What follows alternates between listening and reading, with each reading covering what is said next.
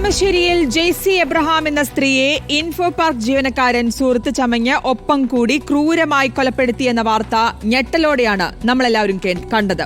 കൊലപാതകത്തിൽ അന്വേഷണം ഇപ്പോൾ അവസാന ഘട്ടത്തിലാണ് എത്തി നിൽക്കുന്നത്. ഇന്ന് കൊച്ചിയിലെ വിവിധ സ്ഥലങ്ങളിൽ പ്രതിയുമായി എത്തി പോലീസ് തെളിവെടുപ്പ് നടത്തി.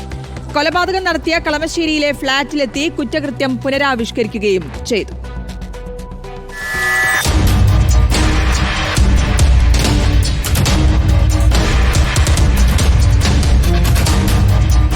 കൊല്ലപ്പെട്ട ജെയ്സിയുമായി അടുപ്പമുണ്ടായിരുന്ന ഗിരീഷും ഖദീജയും മാസങ്ങൾക്ക് മുന്നേ ആസൂത്രണം ചെയ്ത് നടപ്പിലാക്കിയ കൊലപാതകത്തിന്റെ അന്വേഷണമാണ് അവസാന ഘട്ടത്തിലേക്ക് അടുക്കുന്നത്.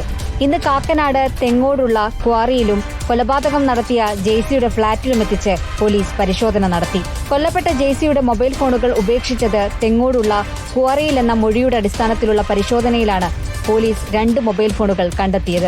ഇത് സൈബർ സെല്ലിന് കൈമാറും. ശേഷം ജെയ്സിയുടെ ഫ്ളാറ്റിലെത്തി കുറ്റകൃത്യം പുനരാവിഷ്കരിച്ചു.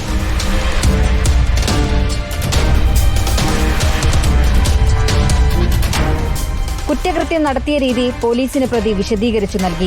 ഉടൻ കുറ്റപത്രം സമർപ്പിക്കുമെന്ന് പോലീസ് അറിയിച്ചു. കളമശ്ശേരി പോലീസ് CA MP ലത്തീഫിന്റെ നേതൃത്വത്തിലായിരുന്നു തെളിവെടുപ്പ്. കഴിഞ്ഞ 17-ാം തീയതിയാണ് പെരുമ്പാവൂർ സ്വദേശിനി ജെയ്സി എബ്രഹാമിനെ കൂനംതയിലെ ഫ്ളാറ്റിൽ മരിച്ച നിലയിൽ കണ്ടെത്തിയത്. റിപ്പോർട്ടർ, കൊച്ചി.